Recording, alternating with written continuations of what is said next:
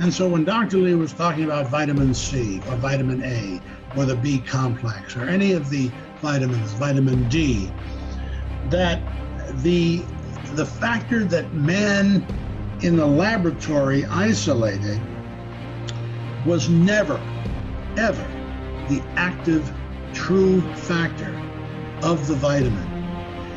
And it was only on the profit motive that they ever tried to isolate and synthesize these vitamins in a laboratory to begin with.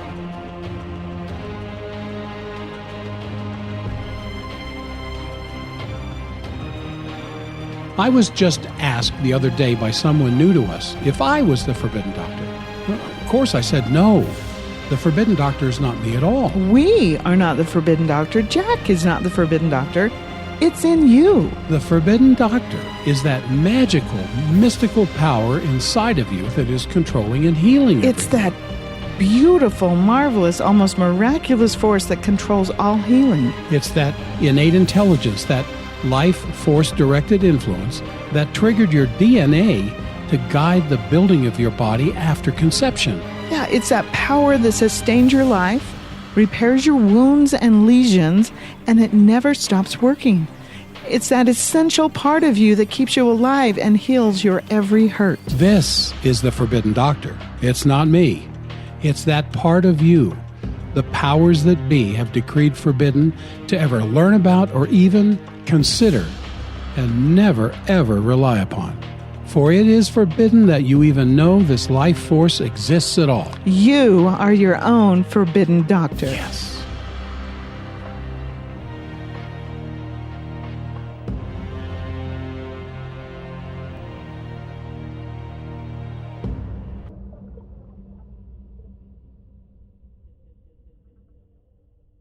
Hey everybody, it's Dr. Jack. And Mary. And welcome back to the Forbidden Doctor podcast. This is podcast episode 180, A Crime Against Humanity, the Suppression of Nutritional Truth. Yeah, we'd like to introduce you to our new sponsor to the Forbidden Doctor podcast, Cashback World. This sponsor doesn't just help keep our podcast on the air, but it helps you, the listeners. This free app gives you cash back in your pocket. That's right. When you shop, you get cash back in your pocket. It costs you nothing. And all you have to do is shop. So why not use this app and get cash back? Go to whynotgetcashback.com to register and download the free cashback app. Not good. So today we're going to talk about some forbidden stuff that's been hidden from you for way too many decades. I've often said it's hard to find definitive truth about human health and nutrition following the rise of antibiotics and chemical-based healthcare. Ever since the end of World War II, the knowledge of the great nutritional giants has been pushed aside for a mess of pharmaceutical pottage. Yeah. There's a world of health science out there far beyond drugs for everything and drugs for anything. And today, you guys are in for a delicious treat as we have one of those giants with us to talk about what happened over the decades since the time when truth mattered more than money and when the most dangerous diseases of today were hardly ever seen 100 years ago. So we want to introduce you to one of our mentors, Mark Anderson. He's been one of our principal teachers for almost 2 decades now. He's president of Standard Process West, the host of Back to School for Doctors, an annual event where the truths of human nutrition and health are presented to over 600 attendees. Most of all, he's such a good friend. So hello, Mark, and welcome to the Forbidden Doctor podcast. Thank you, Jack and Mary. Great to be with you.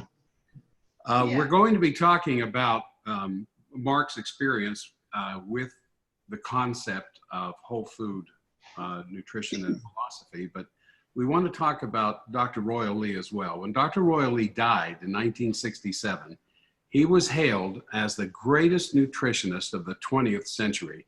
Yet today his name and work go largely unknown. That's a tragedy. This is no coincidence. Dr. Lee's basic message that the ultimate cause of most modern disease is malnutrition, brought on by industrially produced foods, threatens some of our country's mightiest institutions, as we've talked about in many podcasts before. So these powers, money before health, yes, actively suppressed Dr. Lee's message and decades of early nutrition research supporting it. Dr. Lee would spend his life fighting this oppression, all the while demonstrating the validity of his holistic nutritional philosophy through the, though most rare and precious form of truth, practical results. Yeah. Dr. Lee's legacy is inextricably linked with the story of early nutritional science and its unpublicized suppression.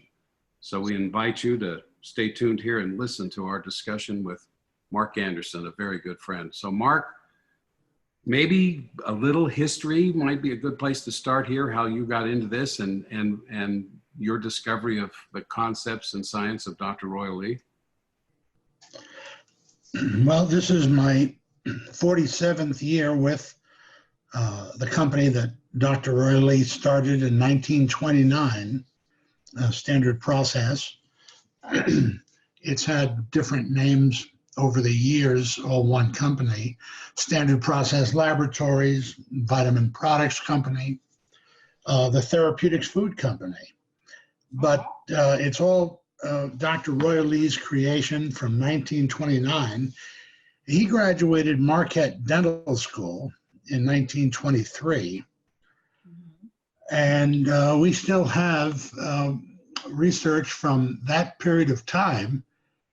He gave his graduating class the lecture as the senior class representative.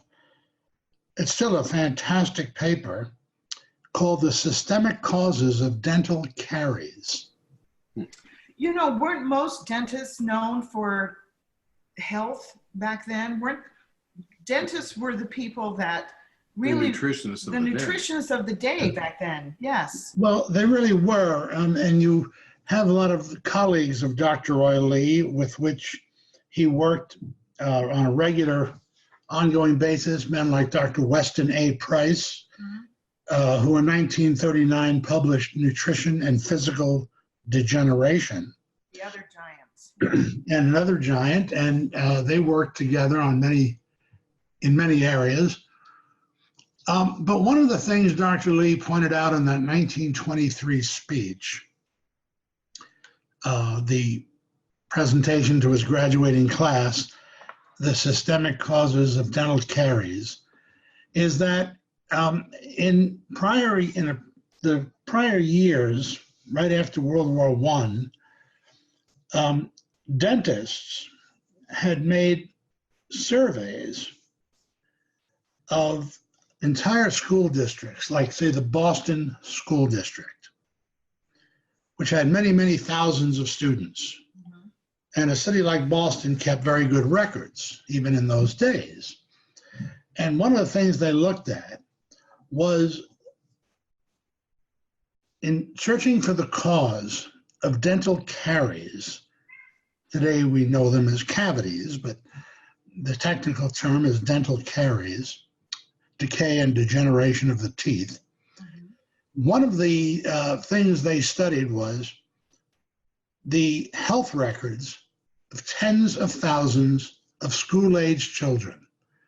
And they saw some very clear patterns, which were just undeniable. They were so clear, one of those data points that just scream from the page they're written on. And it showed that the students who had the most dental caries, the most frequent decay, the most number of cavities, the most number of bad teeth and oral decay problems, were the same students who had the worst infectious disease record. The ones who had the most incident of measles, chickenpox, rubella, mumps, chronic upper respiratory infection, chronic ear infections. The students who had the most infectious diseases also were the ones who had the most number of dental caries in their teeth. And that when they could find students who didn't have any of the childhood diseases, they had avoided chickenpox, measles, mumps. They had avoided these, and they also avoided dental caries. Hmm. I've often said that your teeth are an incredible indication of your health. My dad was a dentist, and you know, when an animal loses its teeth, you know, it dies. So, I mean, it can't eat. And so when humans get to where their teeth are loose and with cavities and everything in them, it's such an education when the body will finally give up on the teeth. Right. It's the Yeah. last leg. Well, so this was really something, and Dr. Lee particularly cited the work published in the no longer extant journal, The Dental Cosmos, in 1922, by the dentist named Pollina, Pollina. And Pollina had done the latest research along this lines with tens of thousands of school children, and saw the correlation between infectious disease, poor growth, poor health, and the same to do with the state of their oral well-being. And so around that time, Dr. Weston A. Price, who had been and was at that time still the president of the American Dental Association, Dr. Price was out of Cleveland. He was a well-known, well-regarded research dentist and, of course, practitioner. And he set off around the world. He was really a professional level amateur photographer and made all his own plates and lugged all this heavy, heavy photographic equipment on a decade-long travel around the world. And he wanted to see the influence of indigenous people first coming in contact with modern civilization, which of course meant that their first exposure to what he called the foods of commerce. And this went along very much with what Dr. Lee had been working on. Again, just look at the title of his talk, The Systemic Causes of Dental Caries, that it was a breakdown of the system, the endocrine system, the digestive system, and all of these systemic factors, not just what's going on externally in the mouth. And so what Dr. Price found as he went around the world was that as soon as these indigenous people got exposed to sugar, canned foods, which they would trade for, refined flour, and all kinds of, again, you would call them the goods of commerce, the foods of commerce, then the indigenous health of these people would go down, down, down. And you can get his book, Nutrition and Physical Degeneration, and see the photographs of what happens within one generation, because in many cases, when, let's say, a naval base would move in to a South Pacific island, where the islanders had lived in their native indigenous way, the parents would have perfect health, no tuberculosis, no cancer, no colitis, no ulcerative colitis, no diabetes, no arthritis, no heart disease. And then their children, who were now being exposed because of the nearby naval base to the foods of commerce, their children were the first generation of their people to show all these degenerative signs and come down with cancer, arthritis, tuberculosis, and all of these things that have plagued the modern civilization for as long as we've been keeping records. In one generation.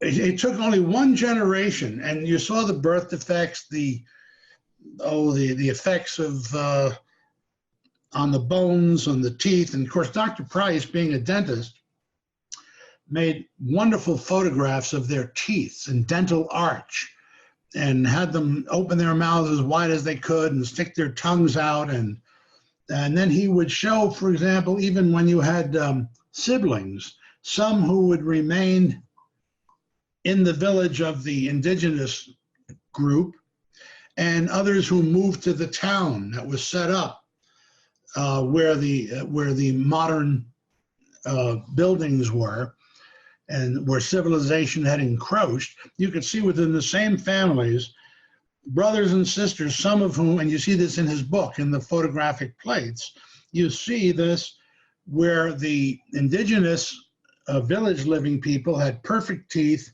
no crowding of the teeth, no loss of the dental arch, plenty of space, no crowding or crossing of teeth, and yet their brother and sister, who had moved for one reason or another into the village, were showing all kinds of rotting teeth, gum disease, crowding of teeth, a lack of calcium infusion into the bone to give a nice broad, wide dental arch, and just really a narrowing of the whole face.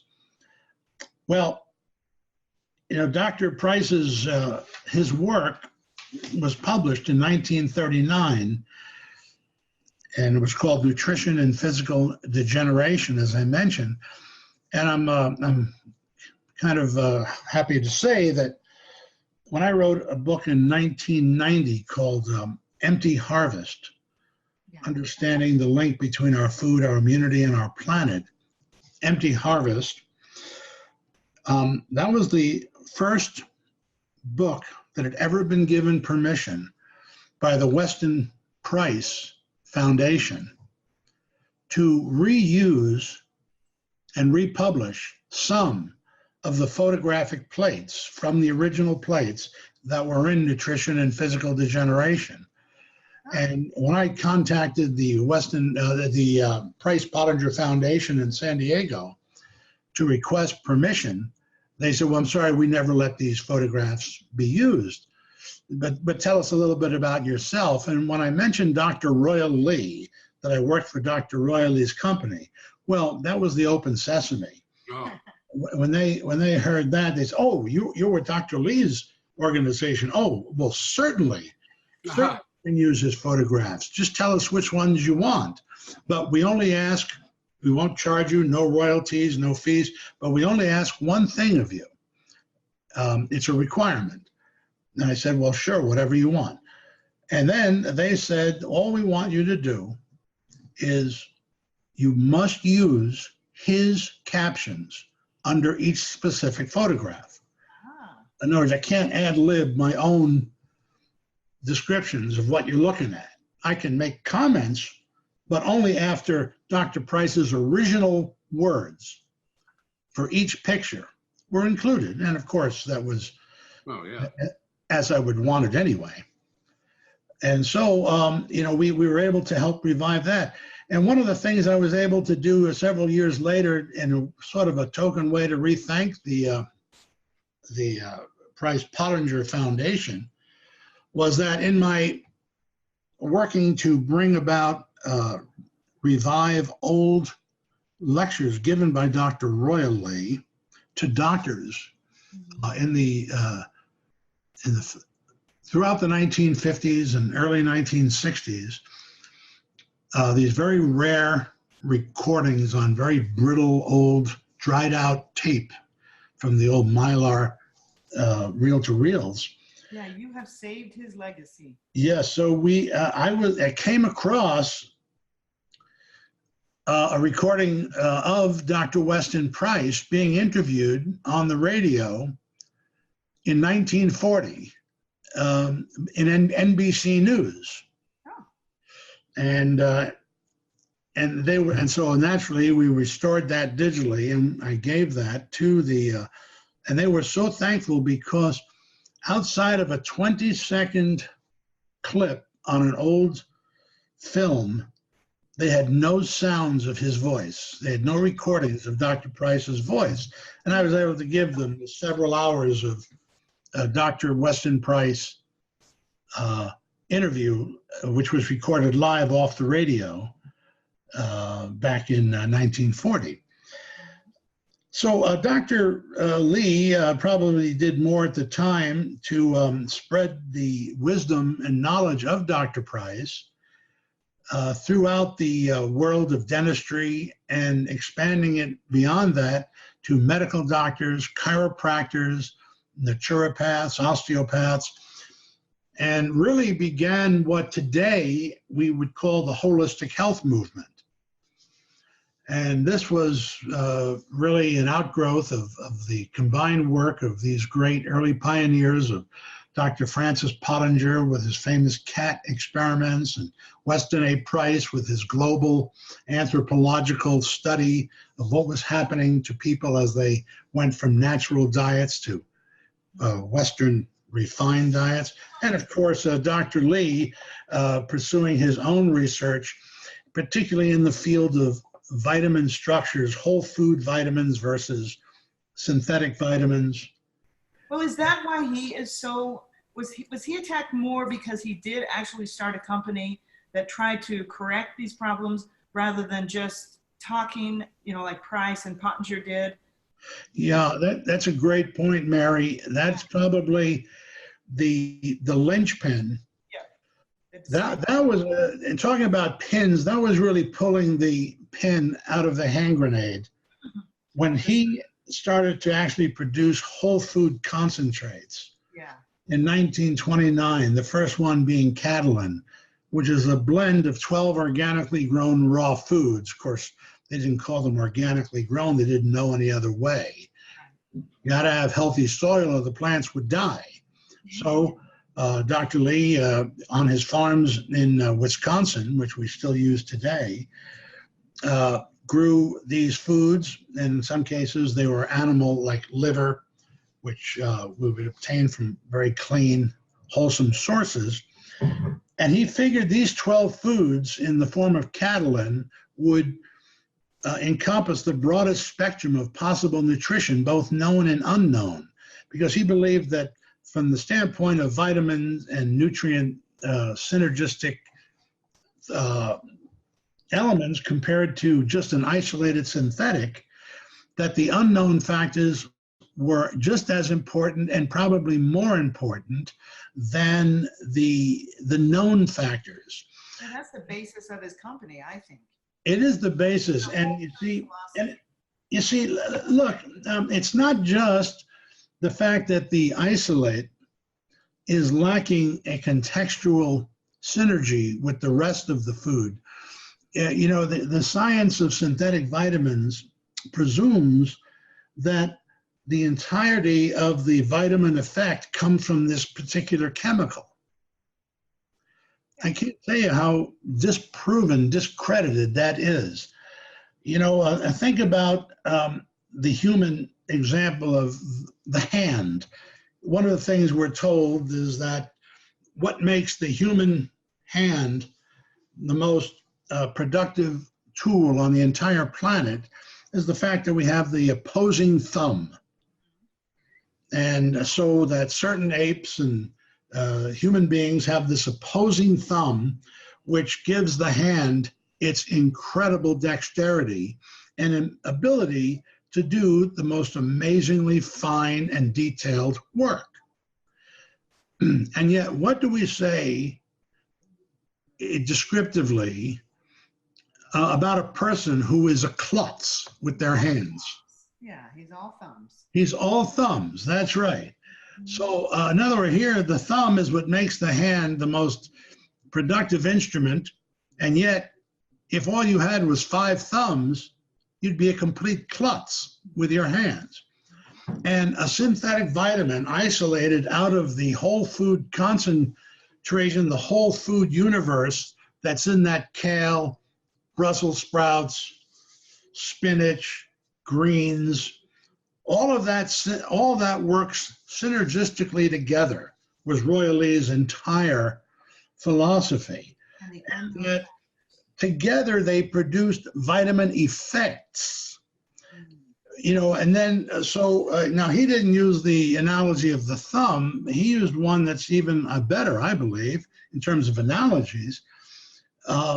He talked about the fine, intricate mechanisms of a watch. And then he would ask doctors the question, what part of the watch keeps time or measures time? Yeah.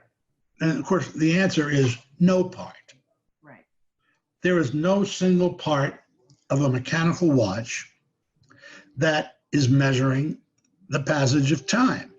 It has to work together as a whole functioning mechanism, whether it's the mainspring or the jewels or the springs and the counterweights, and too many parts to even keep track of in your mind, but all together, because I mean, after all, if you dropped a hammer on a fine watch, it would stop telling time, and yet all the parts are still there.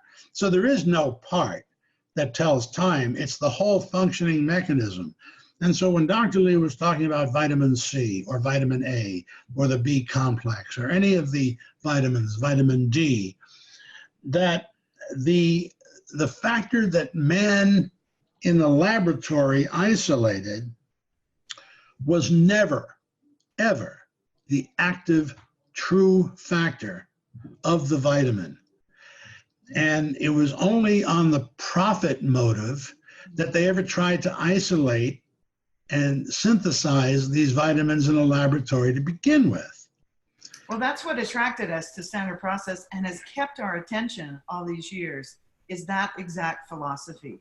Yeah, so if I walk into a grocery store, into the pharmacy area where they have vitamins and things listed, and I pick up a bottle, say, of vitamin E, and there'll be 2 or 3 different brands there, and one will have tocopherol A and tocopherol E, or this one has tocopherol D. Tocopherol is what you're talking about when we start synthesizing a vitamin and using one little piece of the whole factor, right? That's right. That's exactly right. So we think that vitamin E is a tocopherol oil. We think of vitamin C as ascorbic acid. We think of vitamin A as a beta carotene when there's 60 different carotenes. We think of vitamin D as cholecalciferol because we can see that in packages as well. And so it's kind of reduced to where I tell my patients when I talk to them, 99% of what is passed off as vitamins out there is simply a superstitious idea that a vitamin is nothing more than an antioxidant, and that because of the horrible ravaging effects of the reactive oxygen species, whatever you call it, the Antioxidant? Yeah, the antioxidant, you're talking about the free radicals. Free radical stuff, yeah, because we're just inundated with free radicals. We have to have all these antioxidant effects of vitamins, which is, where did that come from? Well, it's needing instant relief. It's managing symptoms. It's getting rid of symptoms instead of, you take a synthetic vitamin B product and you're going to get some energy instantly. I mean, you're going to notice something. Yeah, you get a nice and rush. But if you eat liver or Cataplex B, Standard Process is B vitamin, whole food B vitamin. It's food. Food doesn't give you a rush. Food doesn't give you a high, a drug-like effect. And that's what has so impressed us with Standard Process, because it's just food. I was talking to a medical doctor yesterday, and I was showing him some of the Standard Process products, and he was like, well, you don't know how they interact with other things, and you don't understand. And I said, no, it's food. Do you go down, do you eat a steak and then realize, ooh, is this going to react with my drugs or with my potato or my salad? And he actually got it, which was surprising that he got it that fast. And so I said, none of these products will react with anything. But I want to go back to Dr. Royal Lee and the reason why was he so why did they come down so hard on him? I think it's because he did make an impact and impacted the money situation with these big institutions. But is there anything else that, why was Pottinger and why were they not attacked like Dr. Royal Lee was? Well, because they didn't have the influence that, you see, Lee started in 1940, the Lee Foundation for Nutritional Research, a nonprofit foundation which quickly became the world's largest clearinghouse for nutritional research. And he produced 3 sets of Lee Foundation portfolios. One was called for the agriculturalist, the other was called for the homemaker, and the third was called the doctor's portfolio. So you had the agriculturalist, the homemaker portfolio, and the doctor's portfolio. And so it was these portfolios, which were distributed throughout the world, but mainly in the US and England and Canada, but translated all over the world. These documents of research by Lee and his compatriots, and as well as people they had never met who had published very valid research, showing the link between health, disease, and nutrition. Ooh, you get a cord. Like, for example, Jack mentioned the tocopherol. Lee really exposed and cut his teeth on explaining the tocopherol myth and fallacy to people. And your audience, which the mere fact that they're an audience of Jack and Mary Stockwell, my presumption is that they would be more educated to the philosophy of what we're speaking about and will quickly grasp this without me going deep into the weeds. But the word tocopherol is broken in 2 parts. Tokos comes from the Greek, which means to bear. I mean, birth. Tokos is birth. And pherin, P-H-E-R-E-I-N, pherin means to bear or to carry, as in pregnancy. So you have the tokos, which birth, and to carry. And of course, this was the fertility factor. When they discovered that wheat germ carried this incredible fertility factor, starting in the late 1920s, there was amazing research done on wheat germ, and then they further got deeper into the understanding that it was the oil in the wheat germ. So then they started working with wheat germ oil. And pretty soon they stuck the moniker vitamin E onto wheat germ oil. So back in anything written before 1939 that had to do with vitamin E was actually only research done on wheat germ oil.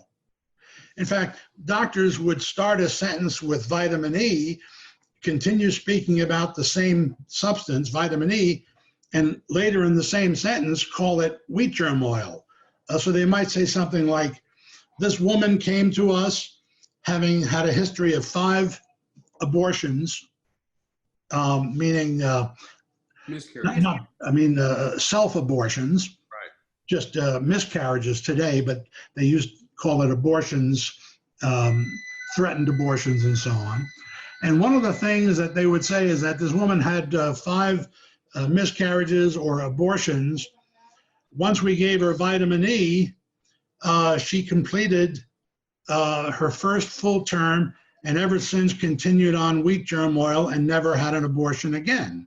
You know, we had a lady that had 10 miscarriages, came into our clinic. She'd had 1 live birth, and then she had had a bunch of miscarriages before and after. This just barely happened. Yes, And she just found out she was pregnant, started her on wheat germ oil, and she's now, what, 4 months? 23 weeks. 23 weeks? She's 23 weeks. Yeah. More than just a little over halfway through something she's missed 10 of in a row. It was an electrician that came in our house to help us, and he was talking about how excited he was. His wife was pregnant and hoping she could keep it. And I said, oh, you've got to get her on wheat germ oil. And he just ate it up. He did. He brought her to the clinic, and so far she's doing great. So this is exactly the story, Mary. So picture this. In 1939, they had thought what they had extracted from wheat germ oil was the substance which they called alpha tocopherol. And they gave it to rats, just rats, and rats were able to prevent miscarriage and abortion. In other words, it was a fertility factor that worked in rats. And so they said, well, if it works in rats, that's it. We now have vitamin E. And you will then see from 1939 onward, not a single good paper was ever published on vitamin E and fertility, because from 1939 onward, they were only using alpha tocopherol. Oh, I didn't know it was that far back. I thought it was about the 1950s. Right, no. Well, 1939 was the year that I believe it was Merck in Germany came out with the first tocopherol product, and it was labeled vitamin E, and pretty much, and of course, scientists in their scientism mindset said, oh, good, now we have an exact measurable vitamin E to work with. We don't have to wonder about the vagaries of this wheat germ oil process versus that wheat germ oil process. We now have the synthetic extract of alpha tocopherol.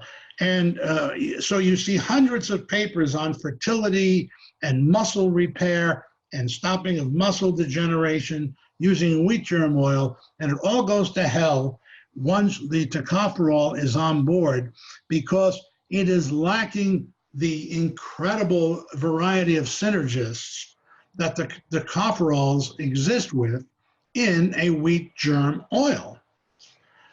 And so giving tocopherols to a woman who's had a history of miscarriage will do her no good at all. And the literature supports that, because there have been tremendous numbers of failures of research doing that. But if you go before 1939, where all the research in the US and Europe were done on wheat germ oil, boy, these scientists. It's all money. And this Yeah. is the forbidden information we're trying to get out to the whole world with our podcast. So I'm happy we were able to help that lady. How many others are there out there that keep miscarrying? You know, and the same theory goes with vitamin C, you know. That's right. Ascorbic acid does not cure scurvy. It No. has never done it. And yet we have that misinformation in our mind that, you know, if somebody has bleeding gums, they need vitamin C, and it just doesn't work. And so they give up on it. That's right. And in fact, the substance is misnamed. The substance that is accused of being vitamin C is called ascorbic acid. And scorbo or scorbutic is the Greek word for scurvy. And whenever you put the letter A in front of anything in medicine, it means without, like anemia, without blood. So the ascorbotic acid, the no scurvy acid, but it's not, as you just said. If you want to let a person die of scurvy, just give them ascorbic acid and they'll die of scurvy. And the guy who discovered and got a Nobel Prize for the discovery of ascorbic acid, his name is Dr. Albert Svient-Georgi. He got the Nobel Prize in 1937 for ascorbic acid. He himself tried to explain to people who would not listen that his work was incomplete, that he had only found one fraction of the vitamin C complex, and that there was this whole vitamin P group, P as in permeability, and that this vitamin P group, without which the capillaries would leak and blood would spill from orifices in the body, and the body could not make collagen, and ascorbic acid was a joke, and ascorbic acid is a joke. Ascorbic acid is a complete and utter waste of money, but it's all the FDA will allow you to call vitamin C on a label. See, the FDA controls all label data and what a label can say and what it can mean. So if you had, let's say, a 1,000 milligram sized tablet, a 1 gram sized tablet, and you had all of these vitamin C components blended together in it, but you only had 10 milligrams of ascorbic acid in that 1 gram, 1,000 milligram tablet of vitamin C rich materials. If you only had 10 milligrams of ascorbic acid, the FDA would only allow vitamin C on that product to be labeled as 10 milligrams vitamin C. Even though it's 1,000 milligram or 1 gram tablet. And so by controlling the language and the definitions, synthetic vitamins have ruled, since really the drug companies started patenting synthetic forms.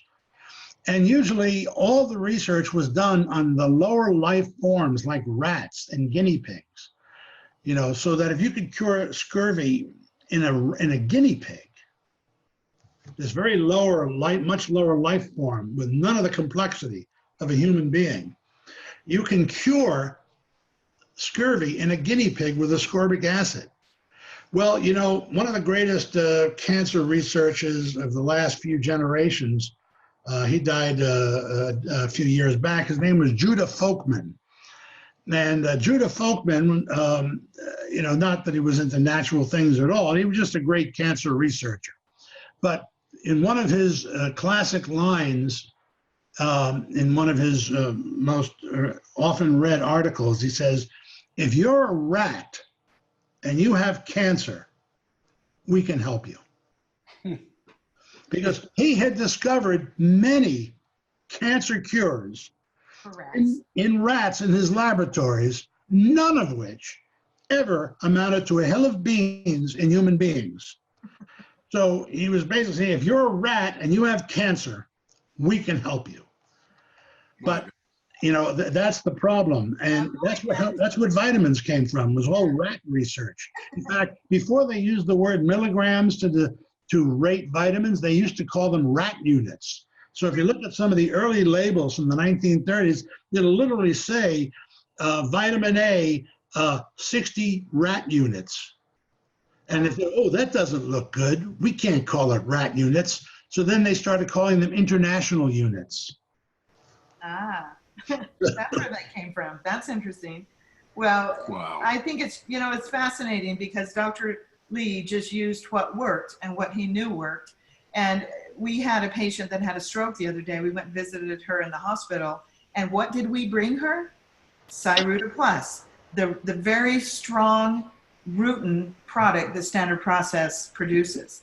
I call it vitamin C on steroids. That's right. And derived from buckwheat.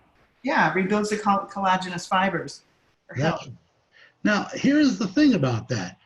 That was known to Dr. Lee. Well, you could tell when it was known to Dr. Lee because he built the formula in 1948. Yeah.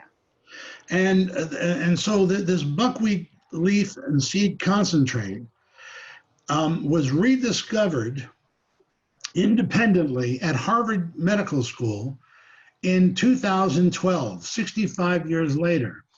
And the doc, what's that? They're late to the party. A little late to the party.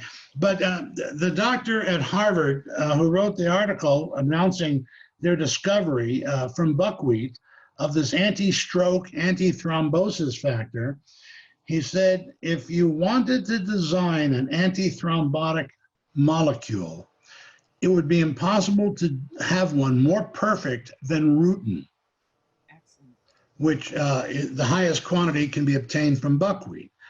And the reason for this is that the rutin is a biomarker for the rest of the C complex, of which ascorbic acid has nothing to do with.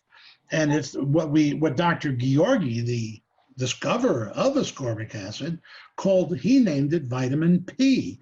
P as in Paul, but he didn't mean it for Paul, he meant it for permeability, meaning blood would not leak out of the blood vessels. Because now the blood vessels were impermeable. And the more you were deficient in the vitamin P, the more permeable your capillaries and arteries and veins were. And what they soon came to find out was it wasn't just that they were leaking through in a permeable sense, but it was also promoting clots and thrombosis. And we all know what a coronary thrombosis or a deep vein thrombosis, these are life-ending events. And the whole rutin factor, so here's Harvard, never heard of Royal Lee, never gave any credit to Georgi. It's what they discovered. But, the thing is, they're not going to be happy with it because what are you going to do? Give patients tablets of buckwheat? Well, we do. Yeah, we charge them $500 a tablet, keep them in the hospital, and you can keep the hospitals open by feeding them something, getting it home for pennies. That's right. Trying to call Cyruta Plus Vitamin P. We Yeah. often do that. Hey, in the last section here of this interview, I want to get back to Dr. Lee's another thing that he talked about long before medicine came to discover, autoimmunity, and the work he was doing the last part of his life that went ignored mostly by medicine until only recently. Well, you're so right about that, Jack. You know, the thing is that Dr. Lee didn't just discover the incredible impact of the autoimmune reaction in the human body and how prevalent it was. He actually realized that it was a stage of all degenerative disease, that to whatever extent anyone in those days even had a clue that an autoimmune reaction was even possible, they saw it as a standalone defect of a particular disease. For example, it came to be associated by the 1980s with lupus erythematosus. Or it was also associated with Addison's disease, complete adrenal failure, in which the body was making antibodies against the host, their adrenal glands. Well, Dr. Lee realized in his research, going back to the 1940s, before they even had the term autoimmune, that not only was this a common phenomenon, that the immune system was building antibodies against its own tissues, the host's own tissues. He realized that it was actually a phase of any uncontrolled degenerative process. So that, for example, everyone, and particularly in those days, was well familiar with the signs, symptoms, and stages of tuberculosis. And everyone also knew by that time that tuberculosis was caused by a bacterium named Mycobacterium. And the Mycobacterium and tuberculosis, using all of Koch's postulates, were absolutely tied hand in glove. But what Dr. Lee realized was that the reason some people got over tuberculosis and others died from it was that the ones who were dying from it were the ones who entered the phase of tuberculosis where it turned into an autoimmune disease, where not only was the Mycobacterium infesting their lungs, but that the host's immune system had built powerful antibodies to destroy the lungs. And he then followed that logic out to so many conditions. And so the great contribution to Dr. Lee, besides recognizing the autoimmune reaction and really categorizing it and writing extensively about it, he went on to literally introduce into science an understanding that this is actually another phase of disease. It is not a standalone disease, so that you wouldn't say tuberculosis is an autoimmune disease. You would say that tuberculosis has an autoimmune phase, really the end phase, the phase at which the body just moves in and kills the lungs because the lung is spreading so much mycobacterium into the system and so much decayed lung tissue into the blood that the antibodies assault the lungs to try to stop all this poison, this necrotic debris from getting into the bloodstream. And then the person actually ended up dying as a result of the immune system reaction to the disease. And that this is true pretty much of any unreversed disease. So it may not start out as an autoimmune disease, it ends up as an autoimmune. And they're coming to realize this more and more. But what has confused them is they want to pigeonhole autoimmune diseases as some sort of standalone category. rather than recognizing the universal principle that is the body is falling into the phase of autoimmunity. You've reached that stage.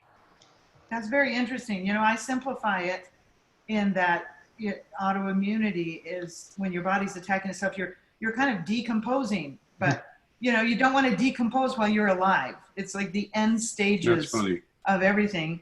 But it was interesting. My friend got lupus when I grew up in the 70s, and I don't know when they finally officially recognized autoimmune diseases. Was it with AIDS? No, it really lupus was the real first big one in the late 70s, early 80s. They began to recognize that lupus erythematosus was an assault of the immune system upon the lungs, spleen, skin, and liver of its victim. Yeah, I remember she was explaining what was wrong with her, and she says, my body's attacking my kidneys.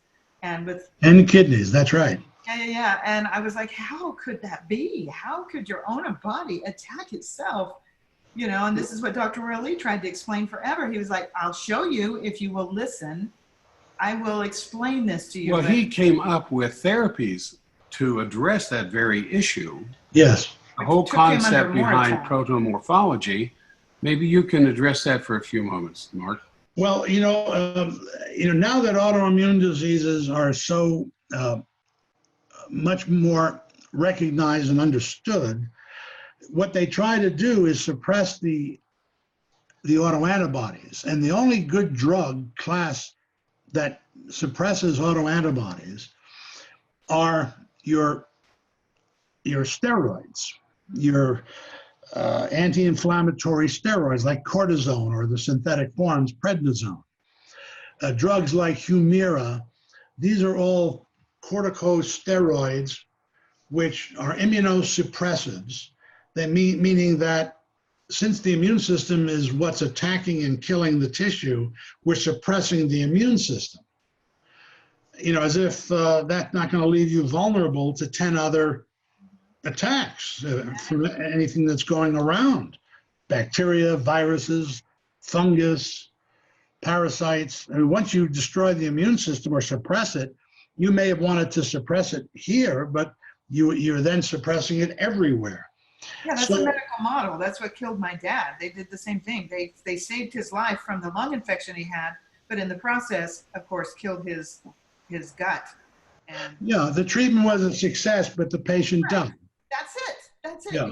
Exactly. And it's insane. So what Dr. Lee did was he created an autoantibody target.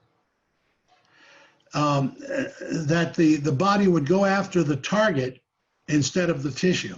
A diversion. And this was in the form of, if there is an antibody, there is by definition the antibody's target, which is known as an antigen. So when you have an antigen, the body is rightfully creating an antibody to try to secure the destruction of the antigen. Well, in the case of an autoimmune disease, the antigen isn't bee venom or shrimp protein, poison, or some poison in the environment. It's actually your own lung, your own kidney, your own spleen, your own gums, your own intestinal tract. All of these tissues can become autoantigens. So if we have an autoantibody, meaning we self-make the antibody, and then we have an antibody to self, then we also have to have an autoantigen, where the antigen is our own body, but a specific class of tissue, in this case, organs. So Dr. Lee realized that indigenous people from all around the world had always used animal organs in the treatment of conditions, and offering sundry explanations as to what the theory behind it was, but nobody really hit it. And of course, there was the whole field of endocrinology grew up around these kind of glandular extracts. It was called organotherapy from the 1890s through about the mid-1920s, organotherapists who were using organ tissue extracts, mostly as oral tablets, some as injectables. Those didn't work out well.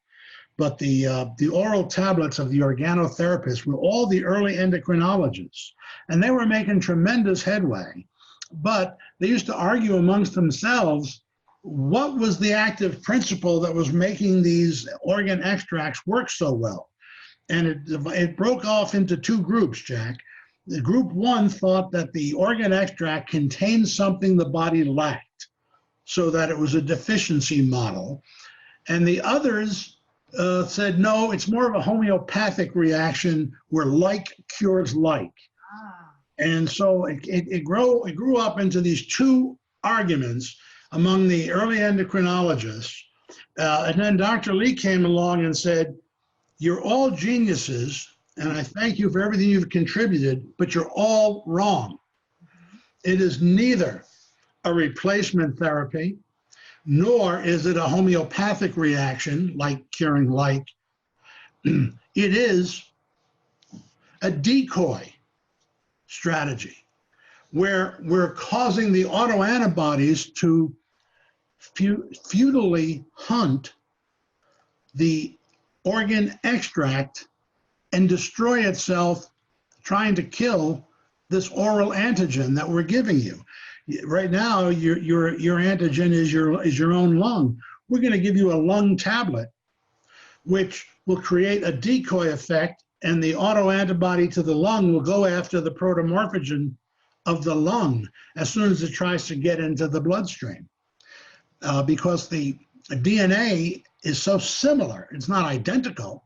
In other words, if you take a mammalian lung tissue, say from a cow, and you make a lung protomorphogen out of it, it's not identical perfectly to a human lung, but it is so 99.9% similar that it's good enough for the autoantibodies to waste their time going after the wrong antigen, the oral antigen that we put into a tablet.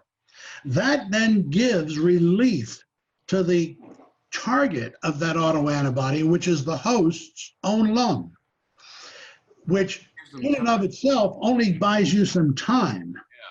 But what you do at that time is now you direct healing nutrition and energy to the diseased tissue, in this case, the lung, so that you're giving it calcium, vitamin A, vitamin C, you're giving it the nutrients that build up the healthy lung. But it couldn't repair itself while it was under assault from antibodies. But now we've got the antibodies foolishly chasing the countermeasure, which is the protomorphogen.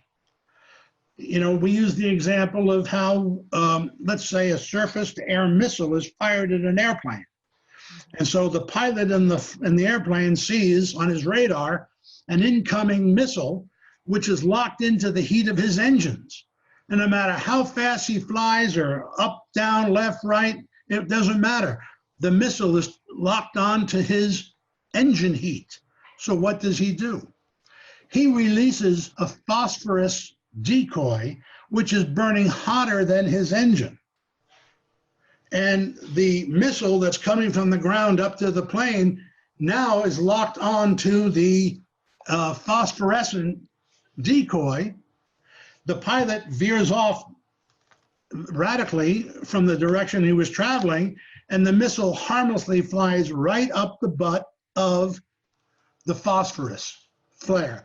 Phosphorus, you know, burns at several thousand degrees the moment it hits air. And that's a decoy. Well, and a protomorphogen is similar in principle. It's a decoy that the autoantibody goes after. But if you don't know the right nutrition to use while you're using the protomorphogen, then you've lost that window of time that you've given yourself to stop the decay of that organ, because it is the decay of the organ that is causing the constant renewal of more antibodies against it. Because remember, you wouldn't have an autoantibody if you didn't have an autoantigen. And so by healing with nutrition, and when I say energy, I'm talking about chiropractic release of nerve interference, acupuncture, normalizing energy flow in the system, and all of these things which naturally keep the body alive, the electricity and the nutrition coming together. Now the lung gets healed, or whatever organ we're talking about. I'm just using the lung as an example. And the lung stops putting out necrotic debris into the blood. Therefore, the body stops making autoantibodies against the lung. And the protomorphogen, in this case, the lung protomorphogen, allowed a window of opportunity to start to direct healing toward the lung itself. And this is Dr. Lee's greatest contribution, coming at the last part of his life, the most mature part of his scientific endeavor.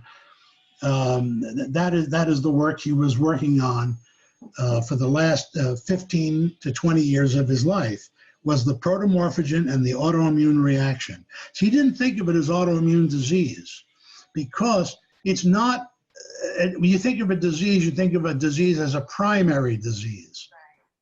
But this is simply a phase of all disease. So his work was on what's going on at this phase, where something that may have been no more than a bronchitis you had one winter, and for some reason it never healed.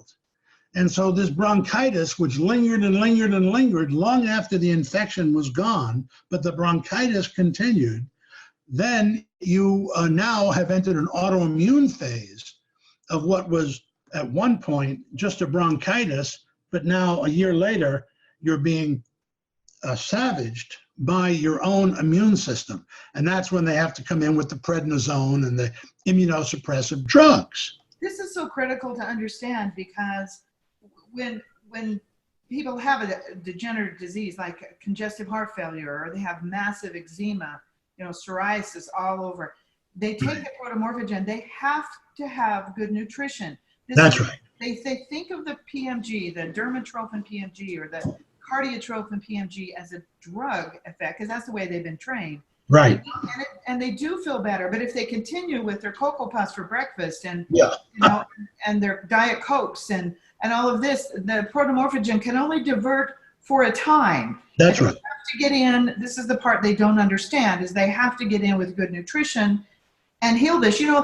This medical doctor I was talking to yesterday, he said to me out loud, "Oh, you should never eat liver." And why is that? To me. And this is the thinking, that they don't have any clue that food and nutrition can actually heal. And we can't even use that word heal.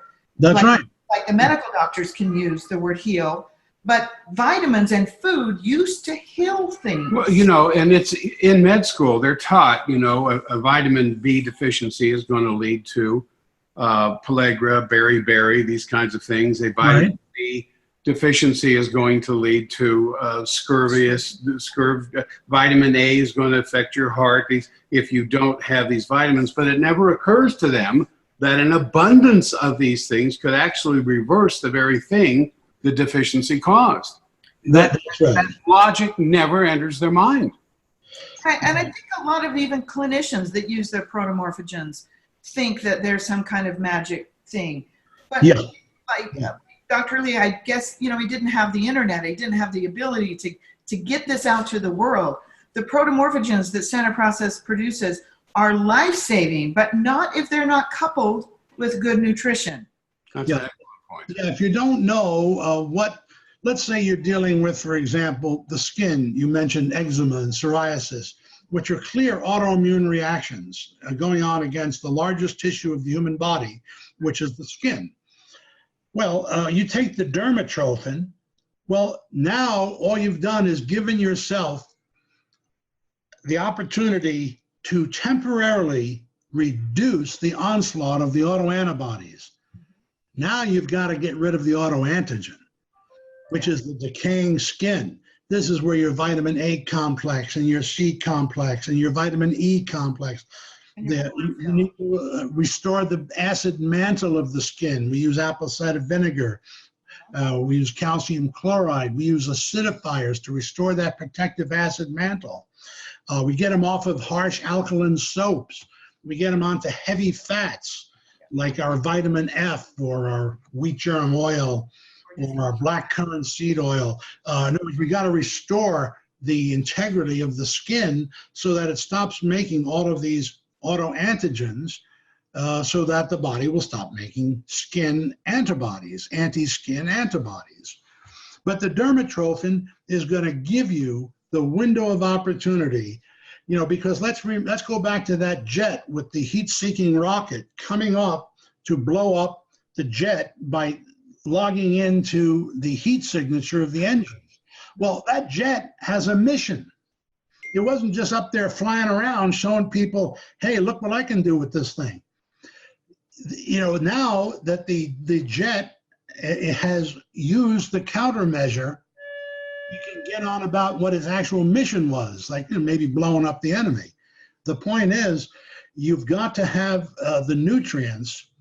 They are the mission. All the countermeasure, which is the protomorphogen, is doing, that's just releasing the phosphorus flare. Yeah. Now, the nutrition, the chiropractic, the acupuncture, the meditation, whatever you do to restore electrical nerve balance to your body, then all of that works with the nutrition to heal the tissue. And all the protomorphogen is doing is giving you a period of time where the ravages of autoantibody assault is significantly reduced so that the tissue can heal in the normal way. This is the forbidden information that we are trying to get out everywhere. Yeah, it is forbidden. It is forbidden. You're not allowed to even know about this forbidden strength of your body inside of you to do this.